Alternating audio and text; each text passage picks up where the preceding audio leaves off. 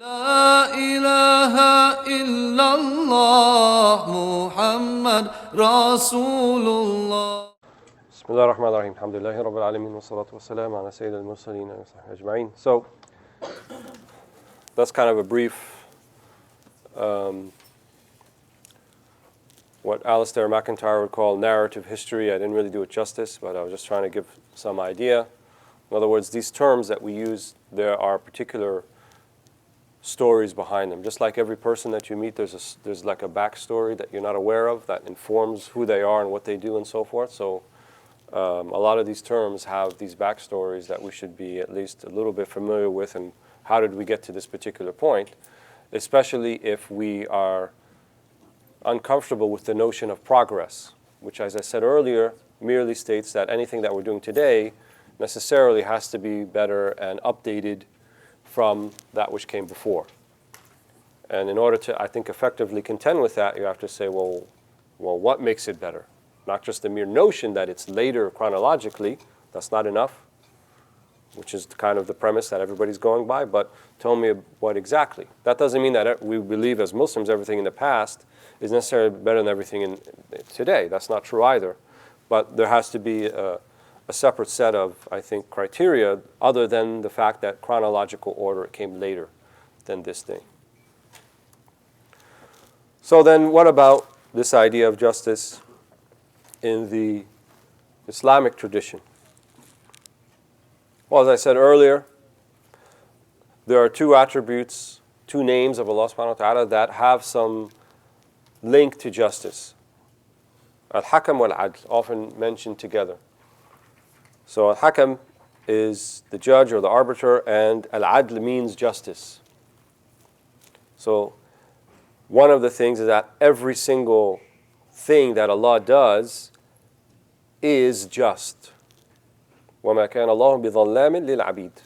So nothing that He does is going to be considered to be injustice. This presents a question, right? If we accept that, then the question that is presented is, well, if Allah subhanahu wa ta'ala is the ultimate author of everything that happens in the universe, including our own deeds, but somehow we see many of those things as unjust, so how is it then we reconcile the two? How could everything that Allah does be just and at the same time there's injustices? So the earlier generations, around the time of the Prophet ﷺ, such a question did not present itself, really. They didn't think about it in that way. But this question came about later on, right, when people from the Byzantine Empire and the Sassanid Persian Empire came in, and they had their own kind of theological baggage that they brought with them. So they asked questions like this. So there was a couple of responses, right, from Muslims at the time. The early response was, well, that's all philosophy and that's all kind of nonsense and we're not going to engage with any of it. However, from that initial response, there arose a group who said, no, philosophy can be reconciled, what they call hikmah, can be reconciled with sunnah. It can be reconciled, the two of them. There's no inherent contradiction, right? And they said, the way we reconcile is that human beings create their own acts. And so they create evil. And that way God doesn't create evil. Then the former group, who said we're not engaging with any of that, they said, wait a minute, that's not right either. So they began to engage with it because it was already out there, right? These questions were being raised. They said, if you say that human beings create their own acts, then you're also saying, implicitly, that God has no power to stop them. And that doesn't sound like God anymore. That sounds like an incapable being. Where is the supreme being in that? So people create their own acts and God can't stop them. So they said, everything Allah does is just, but we have to look at it from the prism of divine justice, where Allah defines it. We don't define it. Allah gives us parameters by which to evaluate whether human beings are being just or unjust in this life. But in as much as the decree is from Allah subhanahu wa ta'ala, all of that is just in a way that's commensurate with Allah's divinity, that Allah is a supreme being. And there's no inherent contradiction with that. So on the one hand, because Allah decreed it, it's just in that overall perspective. And on the other hand, Allah also asks us to do 1, 2, 3, 4 in response to what He determines, what He classifies as something that is harmful or unjust. And there's no contradiction between the two. So from that argument also grew other arguments. Well, what's good and what's evil then? Is the good what we determine to be good from a rational perspective? And then evil is what we determine to be evil from a rational perspective? Or is the good what God designates as good, and evil is what Allah designates as evil? So the former group went with the first. They are later to be known as the Mu'tazila, who were a kind of rationalist sect of Islam, theologically speaking. And they said that we can determine rationally the good and we can determine rationally evil. And the Ash'ari and the Maturidiyya, who represented Ahl Sunnah, they said that no, Allah determines that. So what He says is good, and what He says is evil. At the same time, though, we have this thing called fitrah, that within ourselves, as a reflection of the divine within us, that Allah put within us, we can recognize the good for the good and recognize the evil for the evil, and that there's nothing arbitrary. So the only thing that's going to be, the things that are going to be good are going to be beneficial, right? And the things that are going to be evil are things that are going to be harmful. So rationally, that holds true.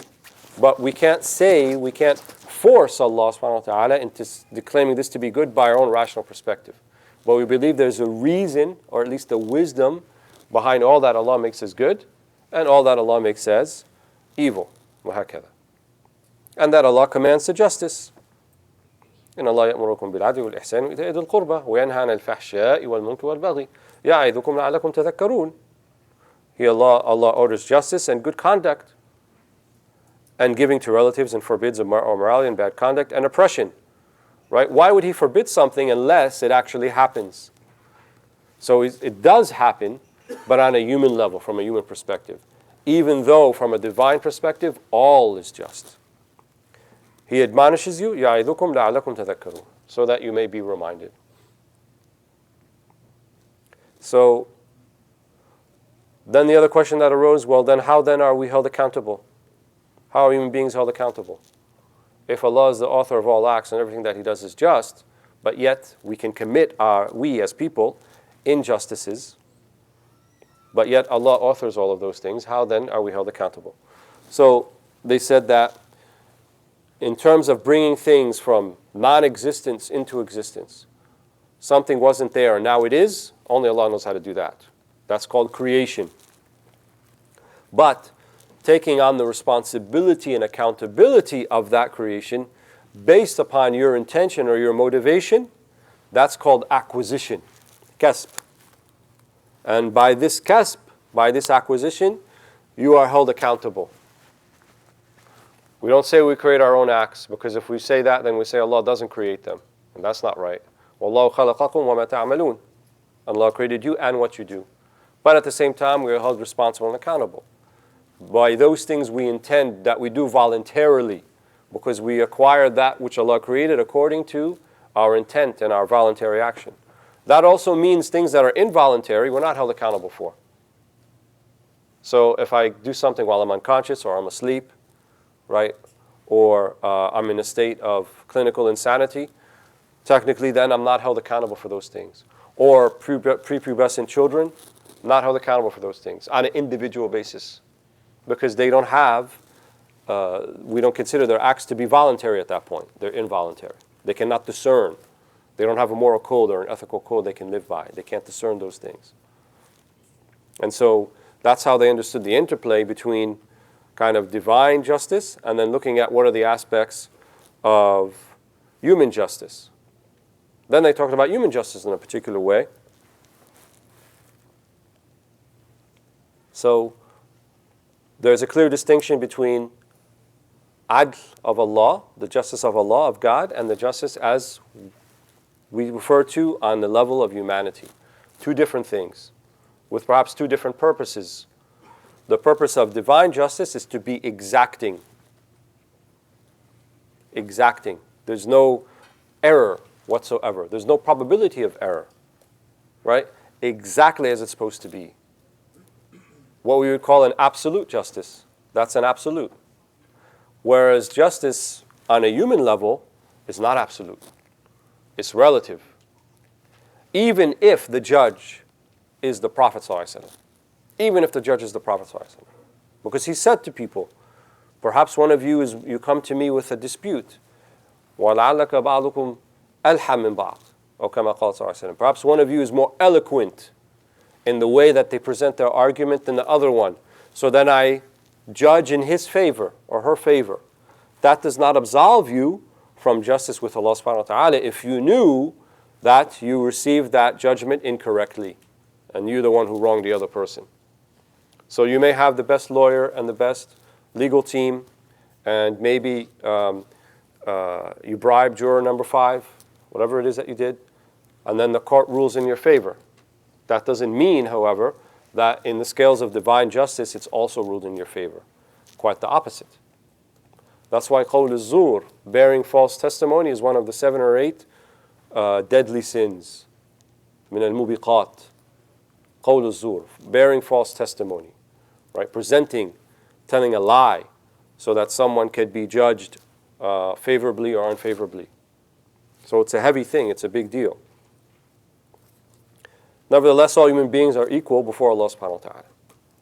Right? Equal in the sense that they will be judged accordingly to their particular circumstance and their situation. That means equal in a sense, not a uniformity. Not a uniformity. Would Allah judge us like He would judge the people who lived during the time of the Prophet ﷺ or the Sahaba, the companions? It's quite one thing to be living and touching and shaking hands and looking at the Prophet ﷺ and living in his lifetime, versus people who are living 30, 31 generations later, removed from that. That's why when the Prophet ﷺ, he said to the Sahaba, "Ishtaqtu ila ikhwani," I have longed for my brothers. They said, "Are we not your brothers, Ya Rasulullah? Lasna ikhwanak." قال لا بل أنتم أصحابي. You are my companions. My brothers come after me, and they have no one to help them, and they haven't seen me, to the degree that one of their deeds is like 50 of yours. And the companions are like 50 of ours, or 50 of theirs, or 50 of ours. You know, he reiterated, no, 50 of yours. So one deed of someone today is like 50 deeds of one of the companions. Why is it heavier in the scale? Because we don't have the same opportunities. We don't have the same access. We don't have the same ability to access the Prophet ﷺ in the way that they accessed him.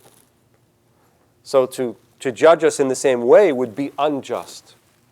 But then to judge everyone according to their particular situation, then that's the meaning of divine justice. So it's not a uniformity, right? It's going to be based upon, well, what's your particular circumstance in life? That's why people who never received the da'wah, people who never learned about Islam, or people who got a distorted idea of what it actually is and got pushed away from it based upon that distorted thing, will they be judged in the same way as someone who did receive and someone who believed but nevertheless chose to ignore? They can't be judged the same way. They'll be judged differently. So there is this idea of hierarchy or mufadala, tafdeel. All societies have them. Whether they decide to admit them and acknowledge them or they don't admit them or acknowledge them. What the Prophet ﷺ did, though, was he instituted a new type of hierarchy, a new type of tafdeel. Prior to him, ﷺ, people were in this hierarchy based upon their tribe, based upon their lineage, based upon the amount of wealth and influence that they can have. And this established societal hierarchies. The Prophet ﷺ came and chipped away at that piece by piece. So he looked at tribal hierarchies and he chipped away at that. Right? That's why he said there's no preference for an Arab over a non-Arab, or a red over a white, or a white over a red, illa bi taqwallah, except by a new type of hierarchy. So based upon what you choose to do, not what your circumstances presented you with. right? He took some of the people who were the most destitute and disenfranchised and he raised them. Bilal was a former slave, but he raised him. He became the mu'adhin. He became one of the prominent members of Al-Medina. He was sometimes put in charge of Al-Medina when the Prophet ﷺ would leave. So this is elevation. In the society prior to that, that would have been unheard of, would have been unrealistic. One of the last things he did before he passed, ﷺ, he put Usama ibn Zayd in charge of the army. He was 17 or 18. That would have been unheard of. So even, the mufadala or the hierarchy based upon age he did away with. It wasn't so much about age anymore. It was based about who you are, what you choose to do, your suitability. So he really instituted a meritocracy. Everything was now become based upon merit, not based upon your formal societal position. But there was still nevertheless a type of hierarchy. And the Quran establishes there's a hierarchy. تِلْكَ الرُّسُلُ فَضَّلْنَا بَعْضَهُمْ عَلَى بَعْضٍ. Some of these messengers we have preferred, we have placed higher in the hierarchy than others. مِنْهُمْ مَنْ كَلَّمَ اللَّهُ. Some of them, Allah spoke to them, Musa alayhi salam. That puts him higher in the hierarchy. The Prophet ﷺ is the highest in that hierarchy. Right? Allah designated him this way. Again, based upon merit, not based upon anything else. So, while there's a new type of hierarchy, the justice then that is applied in these societies by nature is approximate and therefore imperfect. It cannot be perfect. You will never have perfect justice in this life. That's why I said earlier, justice has to be tempered by mercy. Because it contains both absolute and circumstantial aspects. One of the mantras of judges that you read in some of the manuals of fiqh, they say that it's better for 1,000 guilty people to go free than one innocent person to be condemned. They prefer to err on the side of caution, which in other words means that there's a certain amount of injustice that will go unanswered for. But they thought that the greater injustice was condemning someone who is not condemnable, someone who is innocent. That too is an injustice. So what they're really saying is, don't commit an injustice in your pursuit of justice. Right? So that's why there's no vigilantism. You don't take the justice into your own hands. Why? Because it's going to be not just approximate or imperfect, it may be wrong. Right? Because you are not an impartial person in the situation. The Quran has certain rules. It tells us, يَا أَيُّهَا الَّذِينَ آمَنُوا إِنْ جَاءَكُمْ فَاسِقٌ بِنَبَإٍ فَتَبَيَّنُوا أَن تُصِيبُوا قَوْمًا بِجَهَالَةٍ فَتُصْبِحُوا عَلَى مَا فَعَلْتُمْ نَادِمِينَ. Don't, if a khabar or something of someone reports something to you, fasiq, in other words, not a trustworthy source or an unknown source. فَتَبَيَّنُوا, right? And another qira'ah, فَتَثَبَّتُوا. فَتَبَيَّنُوا means try to ascertain what they're actually telling you. فَتَثَبَّتُوا means make sure that it's true what they're telling you. So what we referred to earlier, this paradigm of thubut and dilala. Ascertain the veracity of the thing being said. Did that person actually say it? Number one. Or did it actually happen? And do you properly understand what was said and what happened? Just apply that rule and look at all of the news headlines.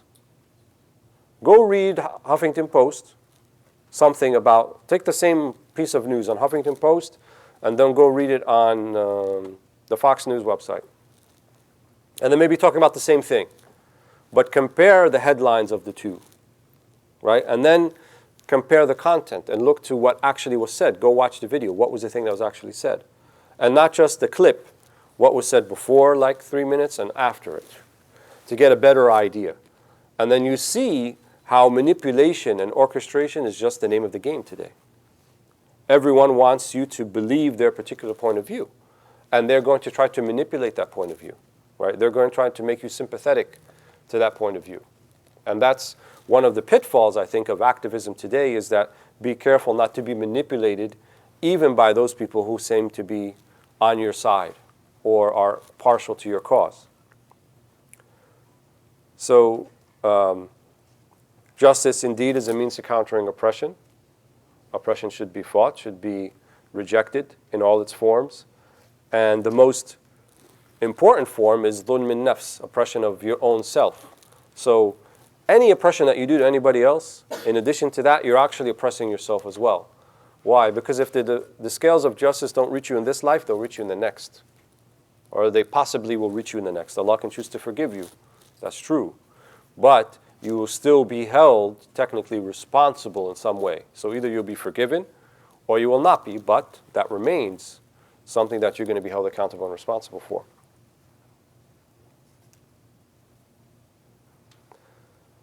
Also, if we talk about distributive justice from an Islamic paradigm, it's based upon an equitable distribution of rights and responsibilities, rather than a strict uniformity. What is strict uniformity? Everybody does exactly the same thing, regardless of their abilities, their aptitudes, their position in life, doesn't matter. Everybody exactly uniform. And this type of strict uniformity, we would argue, would be unjust if applied in that way. Should children be treated the same way as adults? Should one talk to their children the same way they talk to their parents? Because if we were to take that to its logical conclusion, then we'd have to treat everyone exactly the same as everybody else. But the way that one deals with their children, there's a different responsibility into place. The way you deal with your children is that you actually have the responsibility of raising them, right? Of teaching them, of instilling in them good character. Do you have that same responsibility towards your parents? You do not. So you wouldn't talk to them in the same way. Then what is the responsibility towards your adult parents and you're an adult? It's to make sure you do them no harm, number one, and that you don't intentionally do something to upset them. But are you going to necessarily be held accountable for correcting all of their misbehaviors or the mistakes that they do? Not necessarily. Can you address them? Yes. Would you address them in the same way that you address with your kids? Absolutely not. Why? Because we have to put things in their equitable portions. If you were to address them the same way, if you rebuke your parents and yell at them, for example, or be stern with them in the same way you are with your children, then you're actually being unjust to your parents. Whereas with your children, that might be just. So it's taking the different circumstances into consideration rather than a strict uniformity, right? So there's certain expectations based upon age, roles in society, even between the genders. There are certain different responsibilities and expectations. Women are childbearing for a reason, and men are not. And because of that role, there are certain roles and responsibilities that are here that are not there. And there are certain things that women will have rights and certain things that men don't have a right to. In the Islamic paradigm, men do not have a right to take what they will of the woman's property and wealth, not without her permission. Whereas in the opposite is not true. The woman does have a right to her husband's wealth and property. That's part of her right as being a wife. And that's part of the rights of the children as well. And the reason for that is because there's different roles. So different roles mean different responsibilities and so forth. But to insist on a uniformity in that, then there would be injustices all over the place because of that.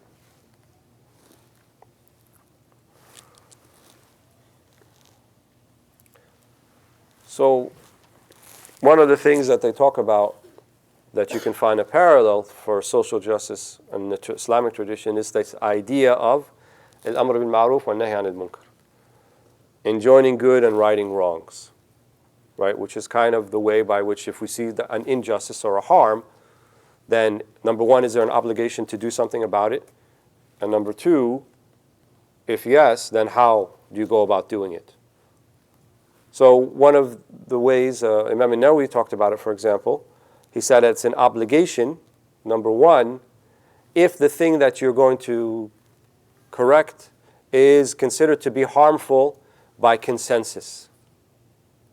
It's a wrong by consensus. In other words, everybody's agreed that that thing's wrong. But if not everybody's agreed that thing's wrong, then you have no right to correct it. It's not your business to correct it, right? So if it's something like you're in the bathroom and we just made wudu before the prayer and Shaykh Faraz wiped his neck right? And that's in the Hanafi madhab, but you're Maliki or Shafi'i, and that's actually considered bid'ah in those schools, and you want to go and correct him, then it's not your right to correct him, right? Because there's no consensus on that issue. It's a legitimate difference of opinion. And that's in things that are strictly of kind of a legal nature. When we start talking about things that are about, that still all remain within the halal, but then people are correcting one another about it, like right and left, and publicly making a type of issue about it, then you have no right to do that.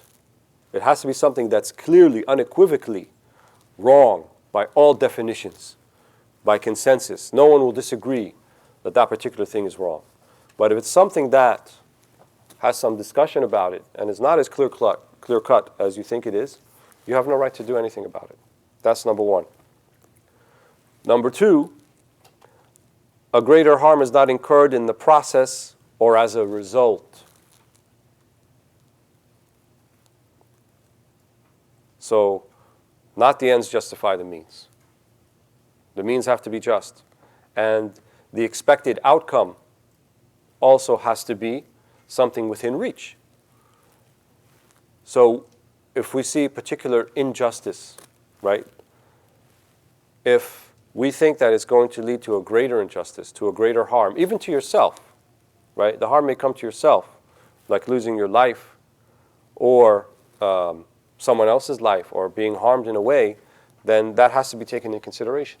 Yes, there are certain circumstances when even losing your life, someone is attacking you, and what, you just take it or you defend yourself? No, you defend yourself, right? When the other option is not an option, then you defend yourself, even though you may lose your life in the process.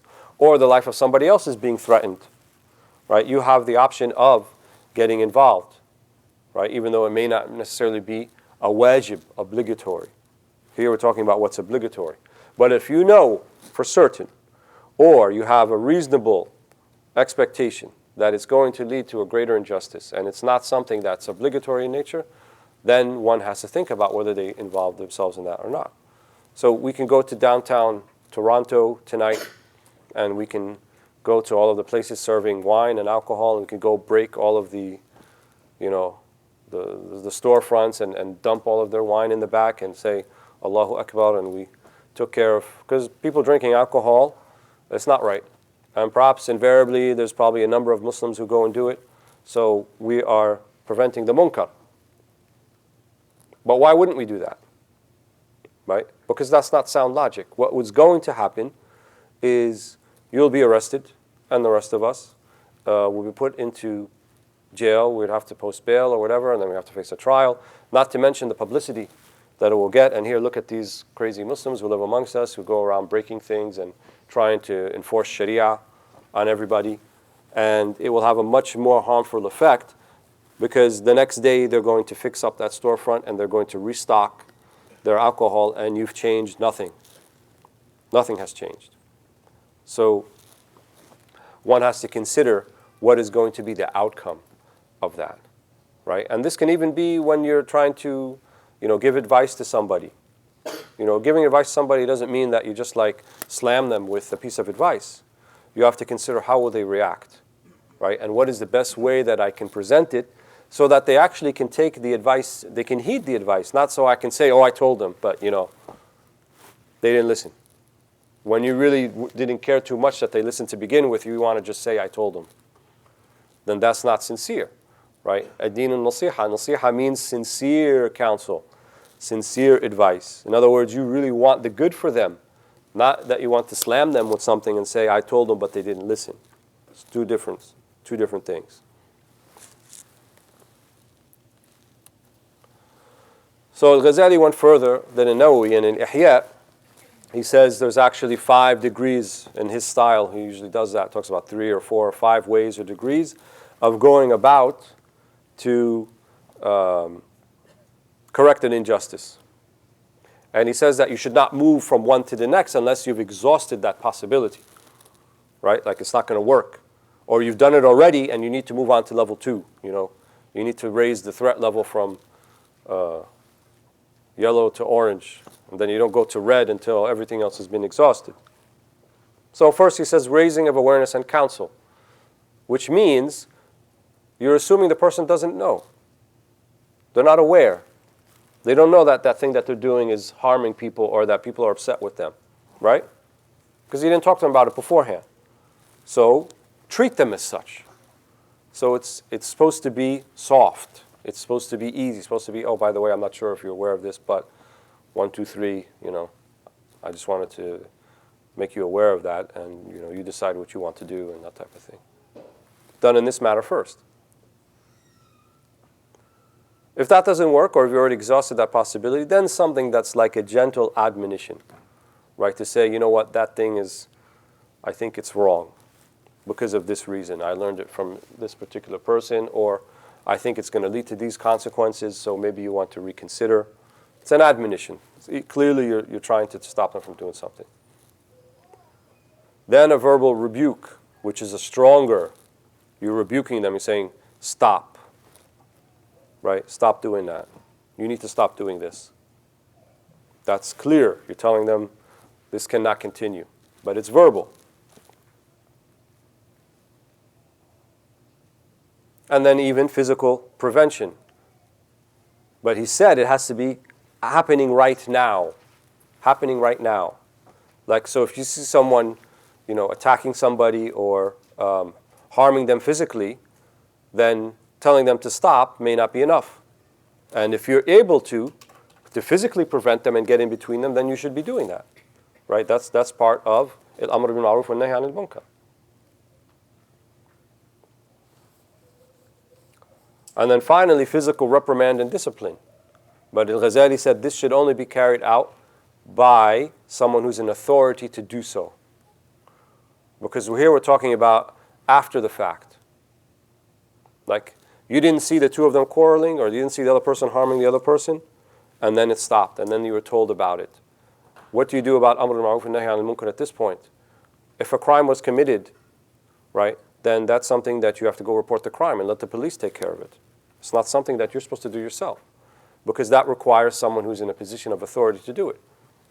Otherwise, if we let everyone to go about doing that, and it's a crime, then we too are committing a crime. Because taking people to task without the proper authority in place, right, that can educate and see where the evidence is, did it actually happen? Because all you're going by is what someone told you. So what someone told you, what you heard, is subject to validation and subject to evaluation. That's why you need a state authority to handle that. You don't do that yourself. So then all you do is report the crime, rather than taking the law into your own hands.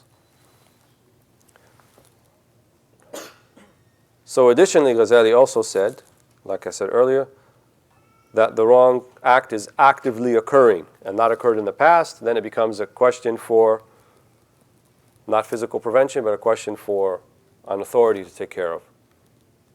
And that authority doesn't need to be a state authority. It could be authority within the masjid, or authority within the institution, or a school authority, or even in your own households. Right? One of your kids comes and complains, said, oh, he took my chocolate chip cookie and fed it to the cat, and now I don't have any more, and what am I supposed to do? Every parent is not just, what are they going to do? They're going to listen to what the 5-year-old said, or they're going to go ask the 7-year-old, did this actually happen? You won't just take their word for it, just by intuition, right? Because they make up things, and it's contentious between siblings and all of that type of thing. So the same thing on a larger scale when it comes to this happening between adults, right? There has to be someone to get all sides of the story. And also the wrong act is clearly apparent without the need for spying on the perpetrator. This is an important concept, the idea that we don't go delving into things in order to see if there's impropriety, right? What's called investigating and tahqiq. It's a blameworthy thing for the average person just to go looking for trouble, right? To find out, to dig up dirt about people. One of the things that is part of a healthy society, one of the markers of a healthy society, is that people don't go around digging dirt about people. That they actually, if they see someone in a position or in something that seems to be a compromising situation, they try to think of the best of that person still and maintain a good opinion of them, rather than trying to get to the bottom of it. Here we're talking about interpersonal relationships. We're not talking about crimes being committed. That's a different story. But I'm talking about things of a nature that are not crimes, but have to do with, that can impugn somebody's character. We went to downtown Toronto and we were going to go break all that stuff up. Then we changed our minds, but we took a walk. And then we saw someone who's a popular Shaykh or Imam or something walk into one of the pubs, one of the bars. And he comes out, an hour later and he seems a little bit off, tripping over himself and so forth. What can we say about that situation? We can snap a photo and we can go put it on our Facebook feed and say, oh, look, astaghfirullah, Imam Fulan, he's got drunk. So we have to expose him because he's an imam and people have to know this guy is like an imposter. But is that the only scenario? Is that the only possibility? There's a million possibilities that could have happened, right? Maybe he went in to use the bathroom. Maybe he didn't know that was a bar. Maybe he goes in there and the bar people see him with his kufi and his jubba and they kind of like rough him over a little bit. And then he walks out and he's unable to keep his balance. And they didn't hit him in his face, they hit him in his body, so you don't see any marks on him and he's kind of, out of it. Any of those possibilities. The thing is, if you can think of the possibility, then you have to make the assumption that perhaps it could have happened, rather than concluding the worst thing, right? Rather than thinking the worst. And that's a marker of a healthy society. I think an unhealthy society is everybody's trying to dig dirt on the other person and bring them down and to expose them, right? So those are some points from kind of within the Islamic tradition that specifically talks about this idea of enjoining good, correcting wrongs, and correcting wrongs, enjoining good and correcting wrongs, injustices.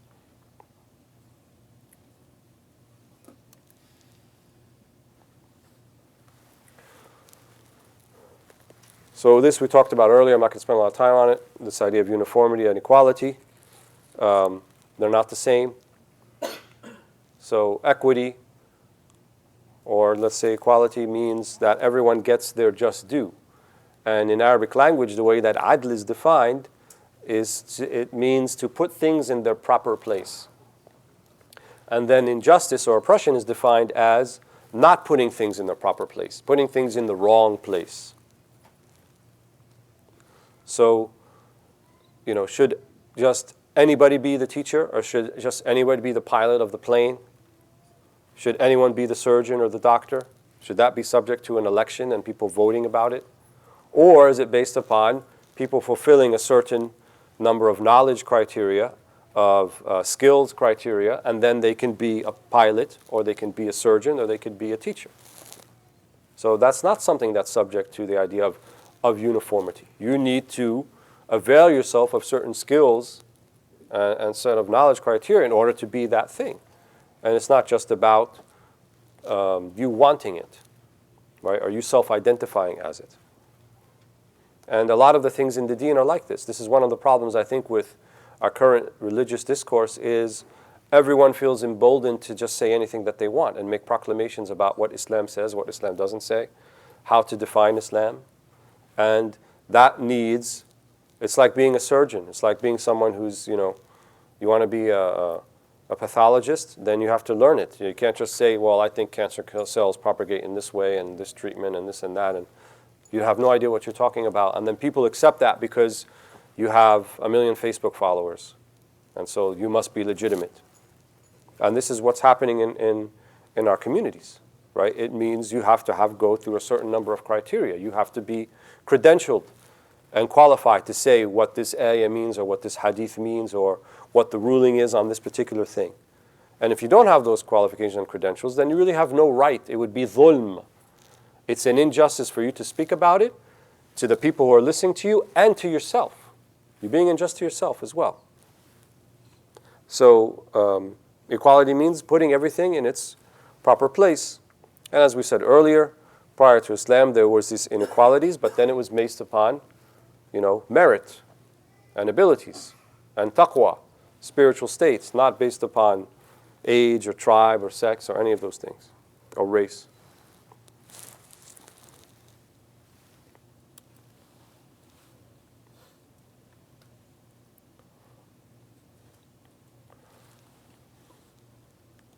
So we talked about that. I'm just going to skip this one in interest of time.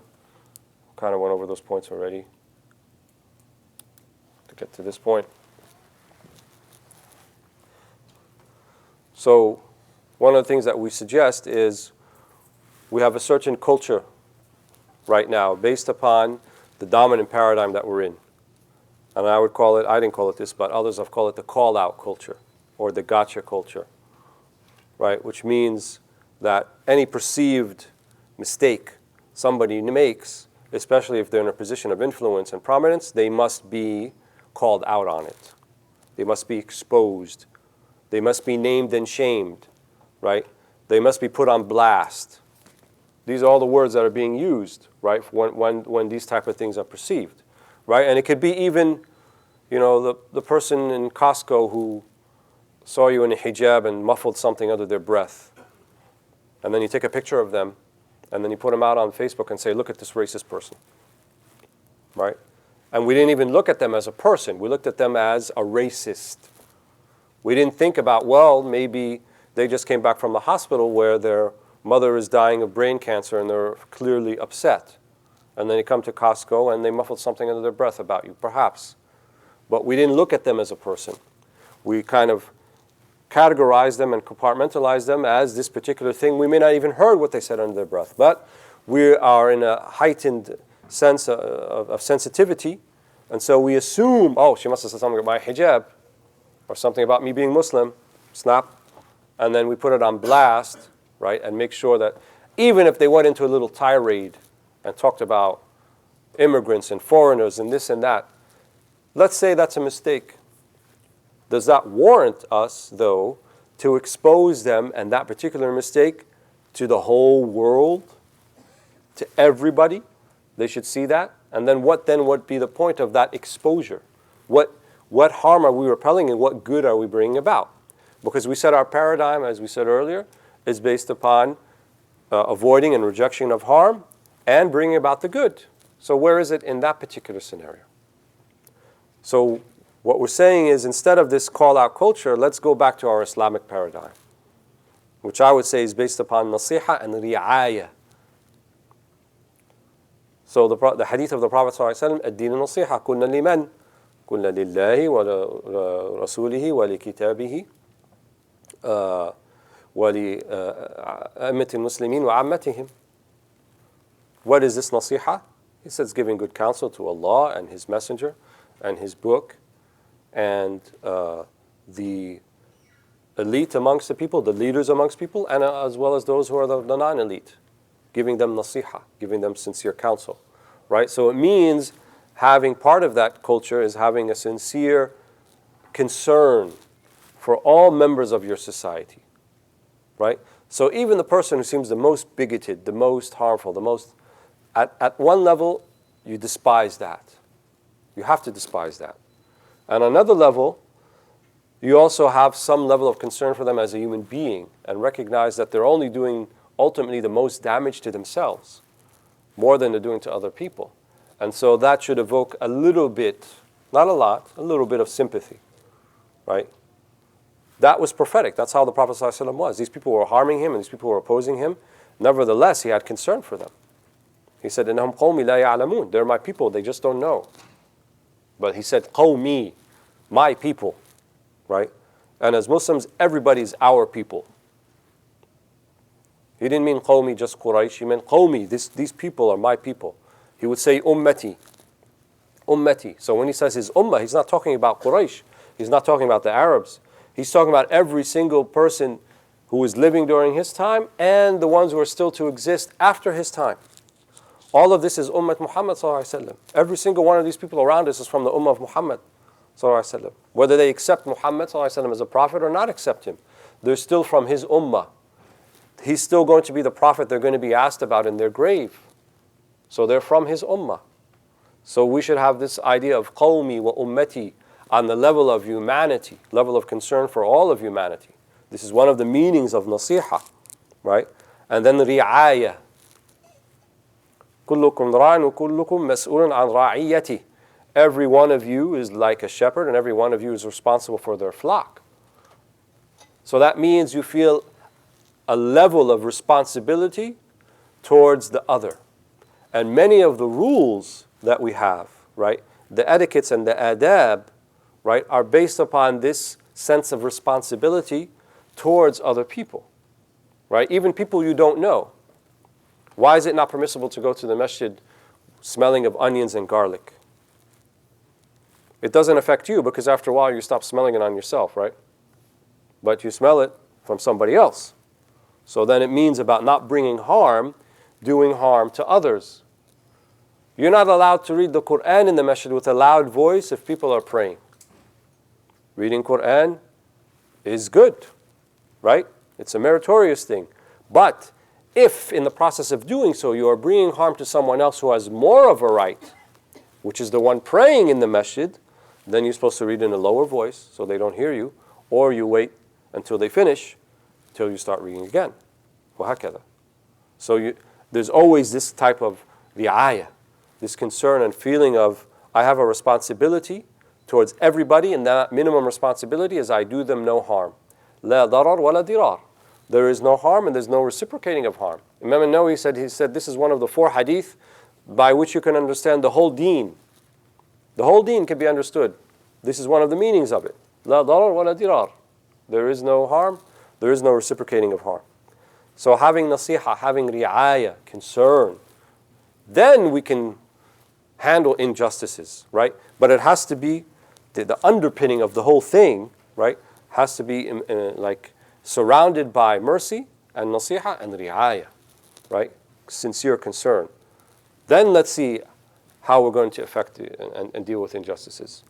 But these call-outs, number one, go against, I think, the principle of nasiha, because they're necessarily humiliating, right? And more often than not, they're intentionally humiliating. The way that it's presented to you is humiliating, right? When you take video clips and things of people, it's humiliating. And are we supposed to humiliate? Are we supposed to make fadiha? Or are we supposed to make nasiha? And then, is it part of our paradigm that humiliation in of itself an acceptable or tolerable outcome? Let's say we correct somebody, but at the same time you humiliate them. Is that acceptable or tolerable or not? That's an open question, right? You may think you righted the injustice, but in the process, you may have humiliated not just one person, maybe a group of people. Because there's also the family members of that person too, right? What did they do? What's their sin? Or the members of that community, what's their sin? What did they do? And I would say, based upon experience, more often than not, it's fueled by ego-driven personal agendas, right? Everyone is trying to get the upper hand on the other and humiliate the other. And then most importantly, as we said earlier, part of this, I think, culture we want to engender within ourselves, issues of grievance after the fact, after they've happened, must be adjudicated by the legal system or mutually agreed arbitration. It's not supposed to be tried in the court of public opinion, especially social media and those places where it's necessarily very public and very humiliating, and without considering all of the aspects of the story, right? And as I said, oftentimes it's driven by ego because it confirms what certain people with agendas have about another group, what they call confirmation bias. So like you already believed all those bad things about them, and then this thing came up, khalas. You readily accept it without having any type of verifying process, because it fits into your narrative, fits into your worldview. Whereas something that you're presented with doesn't fit in your worldview, then you reject it immediately. No, that can't be true. Why that can't be true? Well, because they don't do that. Are you sure? Did you evaluate? Did you, apply the criteria that you should have applied when you accepted that same thing from the group you don't like? But now because it's someone on your team, you reject it? And that's what happens, right? Just look at political parties and look at anyone who's on different sides of conservative, liberal, Republican, Democrat, or any of that things. You see that. The same exact things will be accepted coming from their their group and rejected coming from another group, and vice versa. That's not justice, right? Justice is supposed to be impartial. Just supposed to be if the deed fits wherever it comes from, right? The Quran tells us, كونوا قوانين بالقسط وشهداء لله ولو على أنفسكم والوالدين والأقربين, right?